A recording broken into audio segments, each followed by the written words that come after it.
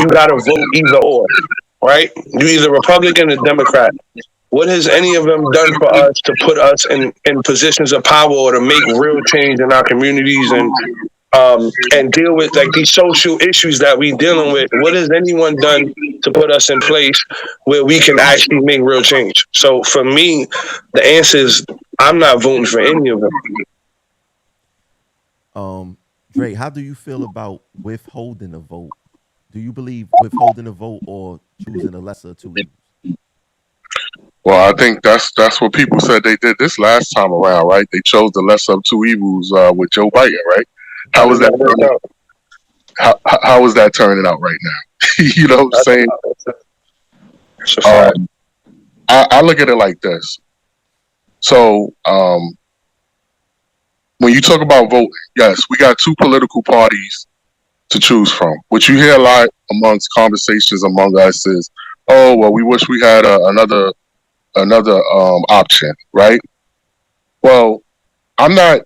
I'm not really. I don't feel that even if we had another option, we will vote for the other option because we haven't shown the ability to vote one way or another with the two options that we already have. You know, for 60 plus years, our people been voting Democrat. What have we gotten for our vote? Nothing. Right. That's a You know fact. what I'm saying?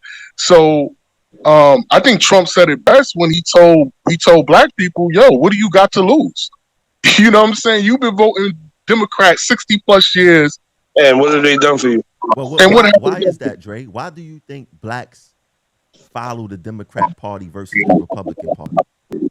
Well, I think it's real simple. I think in the 1960s, when Lyndon Baines Johnson was the president, when he came out with they knew. See, what people don't realize with the history is that prior to the 60s, black people in this country were conservative. Republican. They Right. voted Republican, Right. and, That's a fact. and they had to figure out a way to get black people to start voting uh, Democrat. Democrat. And basically, what they did is they came out with all these social programs. You know, I mean, we've heard it before, but you know, along the lines of, you know, black women, we'll give you everything, you just can't have a man in the house, type of thing. That was you know, the beginning of breaking up the black family in this country. I think we all, you know, that study that history, we know that. And so, um, you know, the Democratic Party, they came to black people like, look, we're a friend.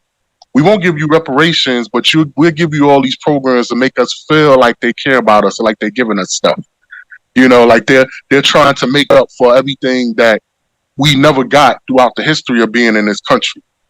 And I think because of that, you know, our people looked at that particular party as if they were a friend to us.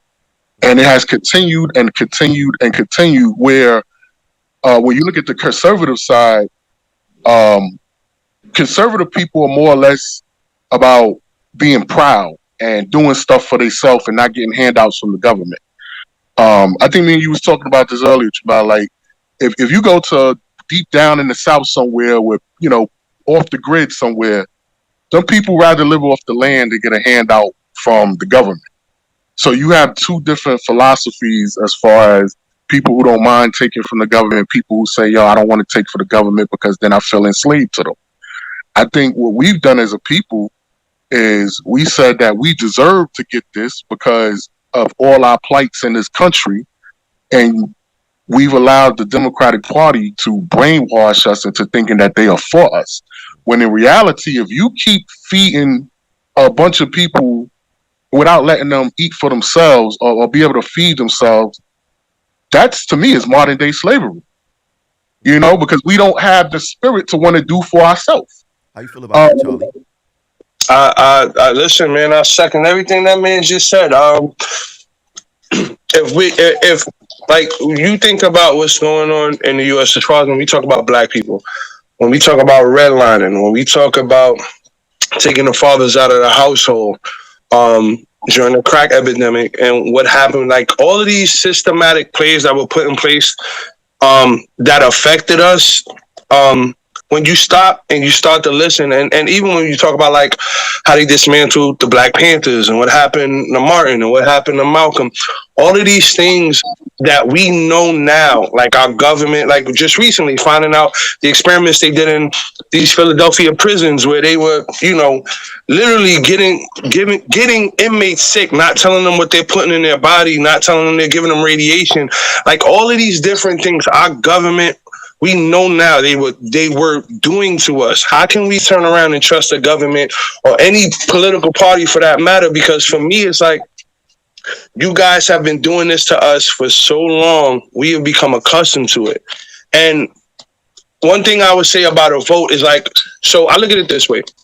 If let's say I'm running for governor, I'm running for president, I'm running to be an elected official of state, right? And I decide to say Pfizer's gonna back me. They said we're gonna sponsor your campaign, right? If you're sponsoring my campaign, that means you have an agenda in place that we want you to execute. So when we sponsor you, when you get in office, we expect you to do A, B, and C. As a community, we don't do that. We don't have that in place. So we don't say, if we're going to vote for you, we expect to have these things in place set aside for us.